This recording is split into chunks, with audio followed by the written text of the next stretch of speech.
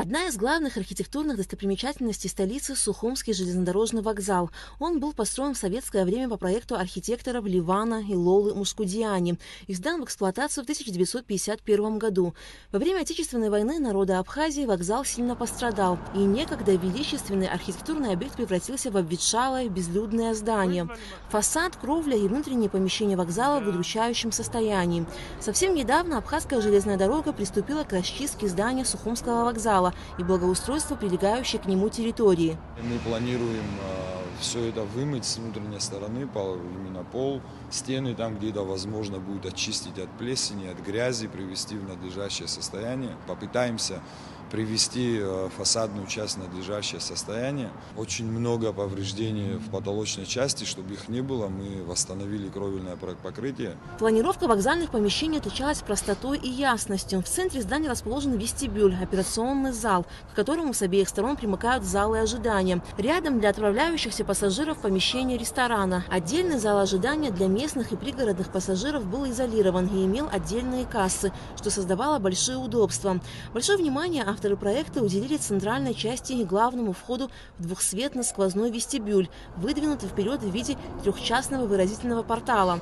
Словом, все здание выглядело изящным, легким и ажурным. Чтобы хоть немного вернуть былую красоту вокзала, ведутся работы по расчистке фасада и декоративных элементов от растительности, плесени и грибка. Мы планируем вывеску «Сухумский вокзал» и на абхазском, и на русском языке это все прошкурить, прочистить, покрасить, провести подсветку. Хотелось бы подметить, что есть у нас в Сухуми такой магазин АДУ в лице Дениса Халбада. Они изъявили желание, выступили как меценаты, и все светодиоды, которые нужны будут для освещения букв, они предоставляют от своего имени, помогают нам. Также Абхазская железная дорога при поддержке зеленого хозяйства столицы проводит работы по расчистке парковой зоны, прилегающей к вокзалу.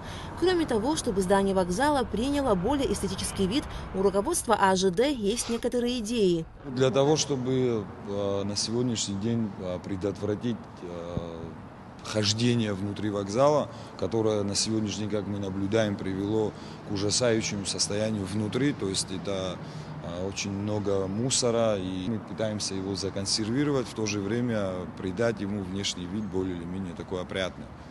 То есть эти проемы все зашить фанерой, далее на фанеру нанести баннерную ткань с точной имитацией оконных проемов того времени. Те оконные проемы, которые мы сегодня наблюдаем, мы их трогать не будем, они как есть, так есть. Мы их постараемся привести в такое состояние, чтобы они не подвергались эрозии. То есть для того, чтобы они остались, впоследствии, если в дальнейшем будет реконструкция вокзала, чтобы они служили как макеты. Фасад здания Сухумского вокзала выполнен из природного камня, и чтобы не нарушать архитектуру и сохранить его первоначальный вид, красить здание не рекомендуется.